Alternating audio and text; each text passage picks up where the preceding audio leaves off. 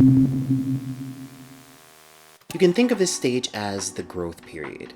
You are learning, adapting, and gaining experience. Discovering models over the years has changed thanks to social media. When I finished my studies, I decided to finally apply online, and I directly got a call. I was very surprised because it's one of the biggest agencies in the world, and when they called me, I thought directly, oh, maybe there is a chance, so I will take it. A lot of models have been discovered on Instagram, now TikTok. Agents tend to scout models in the street, in stores, at concerts. There's also open calls where models come to the agency for representation. So let's talk percentages. John Horner, CEO of Models One, a London-based modeling agency known for signing models like Linda Evangelista and Twiggy, said, "We get what we call wannabes who turn up. We get about 2,000 of them every year who literally walk through the door. Of those 2,000, I would think we sign up probably 100, 5%, in a year. But of those, only maybe 15 or 20 will sustain, meaning stay with us for a few good years." Hear a lot about modeling schools like Barbizon, things like that. Although they might be helpful with learning how to carry yourself or walk, they're not necessary. And on top of that, it doesn't guarantee you representation. So after a development contract is signed, a model goes on test shoots. Test shoots reveal a girl's ability in front of the camera, and select shots from a test shoot are added to a model's book or portfolio. Castings are next. So these are simply the auditions, the interviews. They're being seen, the clients are getting used to seeing their faces, if and if not they want to use them, and how models get to the designers is through casting directors.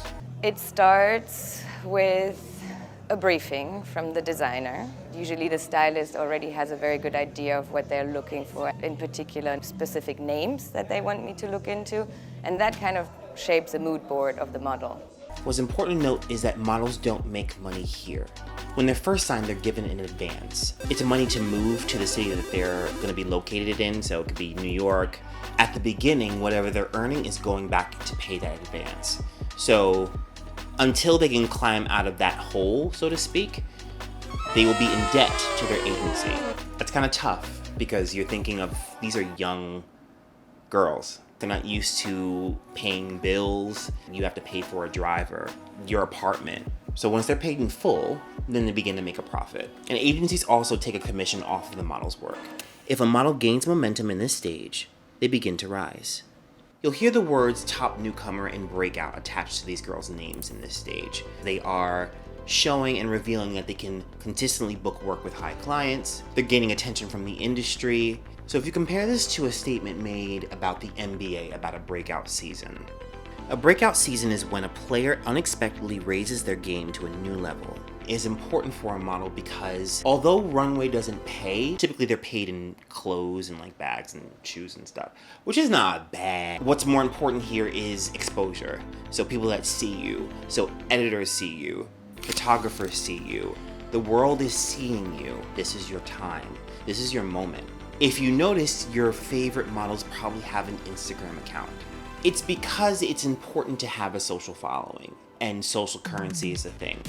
In my Anakia documentary, I mentioned how Ashley Mears talked about the unlucky models that only walk maybe a season or two. It just shows you how volatile this job can be. So not all models rise. If a model's demand continues, then they hit the peak. In the peak stage, models begin to become the product. Instead of the clothes, even though it's still about the clothes, you'll notice that the likeness becomes what the brand is using. You can think of Daria and Celine. It became very much a thing. Their relationship becomes synergistic. The brand profits off of the model's likeness, and the model kind of becomes the face of a house. The average span for a model is 2 to 5 years. It leans toward the shorter end. Models are trendy, so they will be hot for a time, and then something interesting happens in this stage. Because the peak is the climax of their career, they can either do one of two things. They can either keep pushing and the demand continues and they become supermodels, top models, or they start to decline. The jobs and the calls slow down. Lest we forget, the industry is very much obsessed with youth because models tend to age out when they're 25. That's old.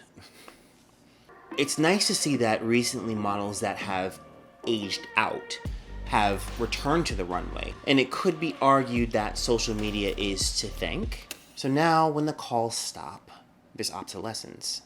For a lot of models, modeling is temporary from the start. They don't go into it saying, I want to be a model for 50 years. Some are discovered being biochemists, and they're just like, hey, he said I'm cute, I'm gonna take a picture for $18,000. But for some, it may be harder to adjust. Maybe they've leaned into this being something that paid well, or they did modeling because they were struggling, or they wanted to be models so bad. This can be a tough state to be in. Advances were given to these models to live.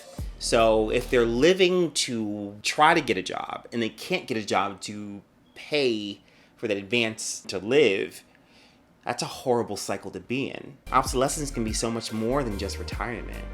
An established model anonymously told Fashion Network, I am still in debt to my agencies in Paris and New York, although I've since done many jobs through them. For instance, I was in a big Paris show which had an €1,100 fee, of which I got only 400, and I didn't see any of that because it was taken off my debt.